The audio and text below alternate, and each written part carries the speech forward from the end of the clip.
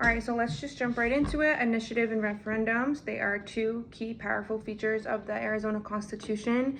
As we know, the Arizona State Constitution, it is a very democratic and progressive constitution that allows citizens to have some type of control and accountability. Initiatives and referendums, similar but different, right? So we have initiatives, which basically gives voters the opportunity to propose a new law or an amendment. And, so a person will propose a law, they'll draft it up, and then they will get signatures from people who are in agreement with them or who are in support of this law being proposed or this amendment being proposed. Once they get those signatures, they would be allowed to then place that suggested law or amendment on the ballot. Whereas referendums, it follows the same thing, but in the referendums, it's giving citizens the power to either approve or reject a law that's already been proposed by a legislator. But what would happen here is, they would collect those signatures, people that are in agreement with them, and then they would put that on the ballot once they get those signatures, and people will vote on it. So you have two very progressive features that are going to allow for a more hands-on state. These citizens are actively getting involved. They feel like their position makes a big difference and that they can make a big difference in their government. So it definitely gives a sense of civic engagement. Not only that, but also public accountability. So they have accountability for the state of their government, but it doesn't take away from government accountability either. It just allows citizens to become more engaged.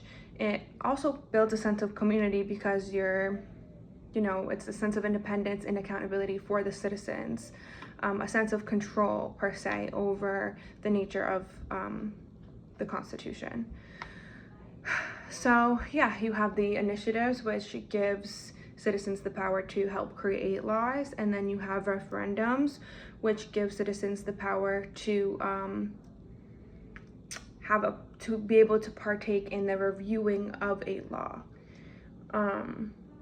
Both processes are beneficial to the well-being of the state. But of course, like with anything else, there are some drawbacks. The main drawback is that it could kind of lead to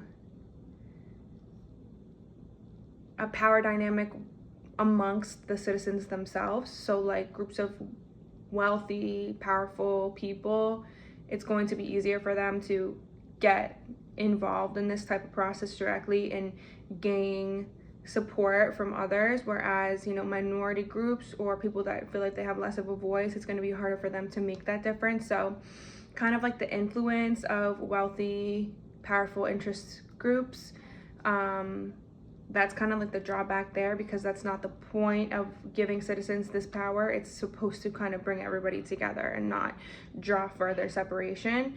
But for the most part, it's definitely been a super beneficial thing for the state of Arizona in general. So yeah, overall, the Arizona State Constitution allows for direct citizen involvement and engagement, which overall just increases citizen accountability, increases